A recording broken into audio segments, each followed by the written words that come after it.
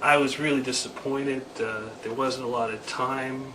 That Reverend Cuckoo Caca Brain really was loud and obnoxious and didn't give much time in between to get points out. And I think Ellen Johnson did a very disappointing job conveying the atheist message, if there is a message per se. But I just wanted to say the real reason why people are intolerant of atheists is because we don't believe that there's an afterlife. We don't believe in God. And the fact that we have the audacity to have come to that conclusion really bothers people, because it's an insecurity with believers that they don't know for sure. They know, and they know that they don't know for sure. And then when someone comes out and says that they've concluded that really bothers them. It really makes them get uppity, and at least in many cases, and especially if we're going to be loud about it and say it. And you know what? Nobody wants to come to that conclusion either. I don't want to know that I'm not going to exist, but you know what? The fact is, up until 1961, when I was born, I didn't exist for 13.9 billion years. And you know what? After I'm gone, I'm not going to exist anymore. That's just the way it is. And you know, maybe it gives me incentive to try to enjoy life and try to say that this is my only chance here and appreciate life more. I think Dawkins was wrong when he was being definitive in saying that we appreciate life more. That's not necessarily so, but again, the odds are that we will. And that's probably what keeps us out of prison. You know, like they got into morality, and Ellen Johnson was very weak there. Let that reverend get his words in. And you know, the worst thing you can say to a creationist is, the worst thing you can do with a creationist is not answer their question directly.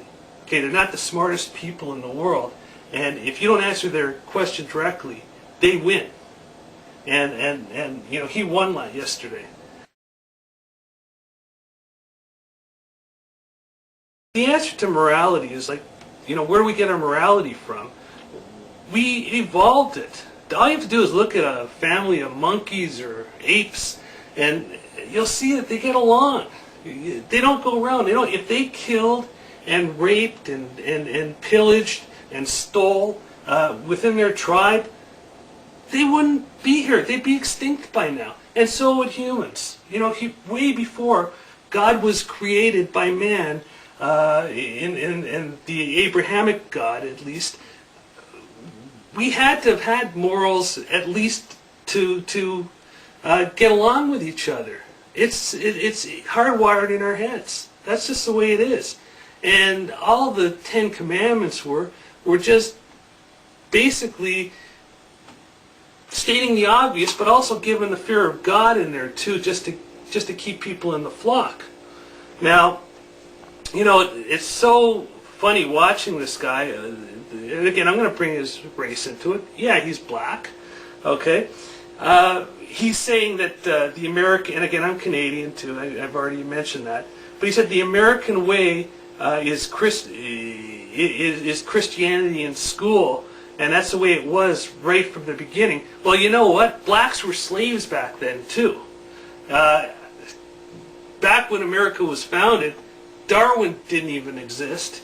And, you know, that's another thing too. And this is why, the real reason why people are losing their religion is because their message is contrary to what facts are. They want to throw out evolution. They want to throw out the age of the earth.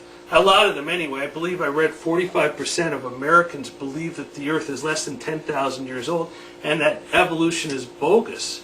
Well, you know what? People watch the animal networks. They watch National Geographic. They watch the Discovery Channel. And you know what? Evolution is fact, and no matter how much they want to preach it isn't, and no matter how much they want to say humans are special, we ain't.